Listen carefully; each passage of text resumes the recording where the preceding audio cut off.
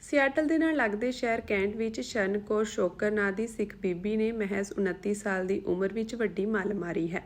ਇਹਨਾਂ ਨੇ cantt city ਦੀ pre election ਪੂਰੀ ਸ਼ਾਨ ਨਾਲ ਜਿੱਤ ਲਈ ਹੈ। ਉਹਨਾਂ ਨੇ ਗੱਲਬਾਤ ਕਰਦਿਆਂ ਦੱਸਿਆ ਕਿ ਫਾਈਨਲ ਚੋਣ ਨਵੰਬਰ ਵਿੱਚ ਹੋਣ ਜਾ ਰਹੀ ਹੈ, ਜਿਸ ਲਈ ਉਹ ਸਖਤ ਮਿਹਨਤ ਕਰ ਰਹੇ ਹਨ ਤੇ ਉਹਨਾਂ ਨੂੰ ਆਸ ਹੈ ਕਿ ਇਸ ਵਾਰ ਵੀ ਉਹ ਭਾਰੀ ਬਹੁਮਤ ਨਾਲ ਜਿੱਤਣਗੇ।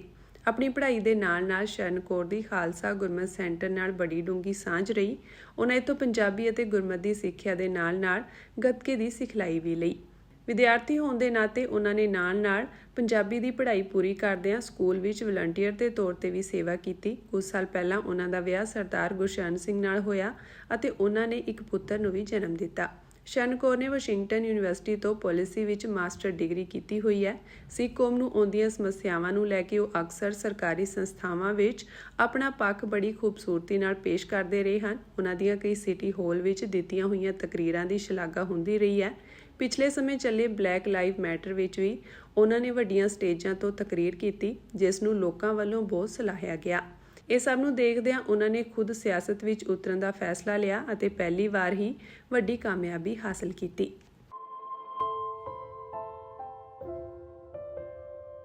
ਸਿਆਟਲ ਦੇ ਨਾਲ ਲੱਗਦੇ ਸ਼ਹਿਰ ਕੈਂਟ ਵਿੱਚ ਸ਼ਰਨ ਕੌਰ ਸ਼ੋਕਰ ਨਾਂ ਦੀ ਸਿੱਖ ਬੀਬੀ ਨੇ ਮਹਿਜ਼ 29 ਸਾਲ ਦੀ ਉਮਰ ਵਿੱਚ ਵੱਡੀ ਮੱਲ ਮਾਰੀ ਹੈ।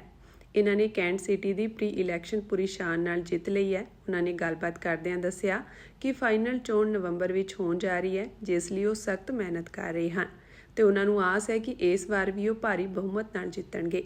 ਆਪਣੀ ਪੜ੍ਹਾਈ ਦੇ ਨਾਲ-ਨਾਲ ਸ਼ਰਨ ਕੌਰ ਦੀ ਖਾਲਸਾ ਗੁਰਮਤਿ ਸੈਂਟਰ ਨਾਲ ਬੜੀ ਡੂੰਘੀ ਸਾਂਝ ਰਹੀ। ਉਹਨਾਂ ਇੱਥੋਂ ਪੰਜਾਬੀ ਅਤੇ ਗੁਰਮਤਿ ਦੀ ਸਿੱਖਿਆ ਦੇ ਨਾਲ-ਨਾਲ ਗੱਤਕੇ ਦੀ ਸਿਖਲਾਈ ਵੀ ਲਈ। ਵਿਦਿਆਰਥੀ ਹੋਣ ਦੇ ਨਾਤੇ ਉਹਨਾਂ ਨੇ ਨਾਲ-ਨਾਲ ਪੰਜਾਬੀ ਦੀ ਪੜ੍ਹਾਈ ਪੂਰੀ ਕਰਦਿਆਂ ਸਕੂਲ ਵਿੱਚ ਵਲੰਟੀਅਰ ਦੇ ਤੌਰ ਤੇ ਵੀ ਸੇਵਾ ਕੀਤੀ। ਕੁਝ ਸਾਲ ਪਹਿਲਾਂ ਉਹਨਾਂ ਦਾ ਵਿਆਹ ਸਰਦਾਰ ਗੁਰਸ਼ਰਨ ਸਿੰਘ ਨਾਲ ਹੋਇਆ ਅਤੇ ਉਹਨਾਂ ਨੇ ਇੱਕ ਪੁੱਤਰ ਨੂੰ ਵੀ ਜਨਮ ਦਿੱਤਾ। ਸ਼ਰਨ ਕੌਰ ਨੇ ਵਾਸ਼ਿੰਗਟਨ ਯੂਨੀਵਰਸਿਟੀ ਤੋਂ ਪਾਲਿਸੀ ਵਿੱਚ ਮਾਸਟਰ ਡਿਗਰੀ ਕੀਤੀ ਹੋਈ ਹੈ। ਸਿੱਖ ਕੌਮ ਨੂੰ ਆਉਂਦੀਆਂ ਸਮੱਸਿਆਵਾਂ ਨੂੰ ਲੈ ਕੇ ਉਹ ਅਕਸਰ ਸਰਕਾਰੀ ਸੰਸਥਾਵਾਂ ਵਿੱਚ ਆਪਣਾ ਪੱਖ ਬੜੀ ਖੂਬਸੂਰਤੀ ਨਾਲ ਪੇਸ਼ ਕਰਦੇ ਰਹੇ ਹਨ। ਉਹਨਾਂ ਦੀਆਂ ਕਈ ਸਿਟੀ ਹਾਲ ਵਿੱਚ ਦਿੱਤੀਆਂ ਹੋਈਆਂ ਤਕਰੀਰਾਂ ਦੀ ਸ਼ਲਾਘਾ ਹੁੰਦੀ ਰਹੀ ਹੈ। ਪਿਛਲੇ ਸਮੇਂ ਚੱਲੇ ਬਲੈਕ ਲਾਈਵ ਮੈਟਰ ਵਿੱਚ ਵੀ ਉਹਨਾਂ ਨੇ ਵੱਡੀਆਂ ਸਟੇਜਾਂ ਤੋਂ ਤਕਰੀਰ ਕੀਤੀ, ਜਿਸ ਨੂੰ ਲੋਕਾਂ ਵੱਲੋਂ ਬਹੁਤ ਸਲਾਹਿਆ ਗਿਆ।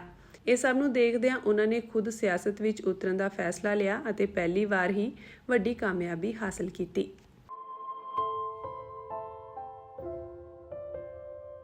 ਸਿਆਟਲ ਦੇ ਨਾਲ ਲੱਗਦੇ ਸ਼ਹਿਰ ਕੈਂਟ ਵਿੱਚ ਸ਼ਰਨ ਕੌਰ ਸ਼ੋਕਰ ਨਾਂ ਦੀ ਸਿੱਖ ਬੀਬੀ ਨੇ ਮਹਿਜ਼ 29 ਸਾਲ ਦੀ ਉਮਰ ਵਿੱਚ ਵੱਡੀ ਮੱਲ ਮਾਰੀ ਹੈ।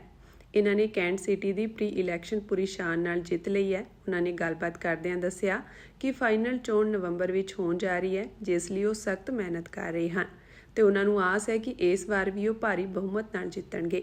ਆਪਣੀ ਪੜ੍ਹਾਈ ਦੇ ਨਾਲ-ਨਾਲ ਸ਼ਰਨ ਕੌਰ ਦੀ ਖਾਲਸਾ ਗੁਰਮਤਿ ਸੈਂਟਰ ਨਾਲ ਬੜੀ ਡੂੰਘੀ ਸਾਂਝ ਰਹੀ।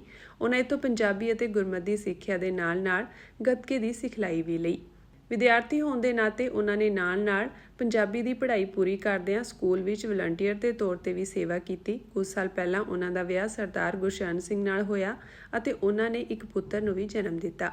ਸ਼ਰਨ ਕੌਰ ਨੇ ਵਾਸ਼ਿੰਗਟਨ ਯੂਨੀਵਰਸਿਟੀ ਤੋਂ ਪਾਲਿਸੀ ਵਿੱਚ ਮਾਸਟਰ ਡਿਗਰੀ ਕੀਤੀ ਹੋਈ ਹੈ। ਸਿੱਖ ਕੌਮ ਨੂੰ ਆਉਂਦੀਆਂ ਸਮੱਸਿਆਵਾਂ ਨੂੰ ਲੈ ਕੇ ਉਹ ਅਕਸਰ ਸਰਕਾਰੀ ਸੰਸਥਾਵਾਂ ਵਿੱਚ ਆਪਣਾ ਪੱਖ ਬੜੀ ਖੂਬਸੂਰਤੀ ਨਾਲ ਪੇਸ਼ ਕਰਦੇ ਰਹੇ ਹਨ। ਉਹਨਾਂ ਦੀਆਂ ਕਈ ਸਿਟੀ ਹਾਲ ਵਿੱਚ ਦਿੱਤੀਆਂ ਹੋਈਆਂ ਤਕਰੀਰਾਂ ਦੀ ਸ਼ਲਾਘਾ ਹੁੰਦੀ ਰਹੀ ਹੈ। ਪਿਛਲੇ ਸਮੇਂ ਚੱਲੇ ਬਲੈਕ ਲਾਈਵ ਮੈਟਰ ਵਿੱਚ ਵੀ ਉਹਨਾਂ ਨੇ ਵੱਡੀਆਂ ਸਟੇਜਾਂ ਤੋਂ ਤਕਰੀਰ ਕੀਤੀ, ਜਿਸ ਨੂੰ ਲੋਕਾਂ ਵੱਲੋਂ ਬਹੁਤ ਸਲਾਹਿਆ ਗਿਆ।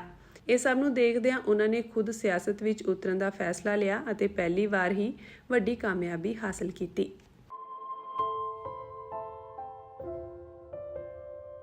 ਸਿਆਟਲ ਦੇ ਨਾਲ ਲੱਗਦੇ ਸ਼ਹਿਰ ਕੈਂਟ ਵਿੱਚ ਸ਼ਰਨ ਕੌਰ ਸ਼ੋਕਰ ਨਾਂ ਦੀ ਸਿੱਖ ਬੀਬੀ ਨੇ ਮਹਿਜ਼ 29 ਸਾਲ ਦੀ ਉਮਰ ਵਿੱਚ ਵੱਡੀ ਮੱਲ ਮਾਰੀ ਹੈ। ਇਹਨਾਂ ਨੇ ਕੈਂਟ ਸਿਟੀ ਦੀ ਪ੍ਰੀ ਇਲੈਕਸ਼ਨ ਪੂਰੀ ਸ਼ਾਨ ਨਾਲ ਜਿੱਤ ਲਈ ਹੈ। ਉਹਨਾਂ ਨੇ ਗੱਲਬਾਤ ਕਰਦਿਆਂ ਦੱਸਿਆ ਕਿ ਫਾਈਨਲ ਚੋਣ ਨਵੰਬਰ ਵਿੱਚ ਹੋਣ ਜਾ ਰਹੀ ਹੈ, ਜਿਸ ਲਈ ਉਹ ਸਖਤ ਮਿਹਨਤ ਕਰ ਰਹੇ ਹਨ ਤੇ ਉਹਨਾਂ ਨੂੰ ਆਸ ਹੈ ਕਿ ਇਸ ਵਾਰ ਵੀ ਉਹ ਭਾਰੀ ਬਹੁਮਤ ਨਾਲ ਜਿੱਤਣਗੇ।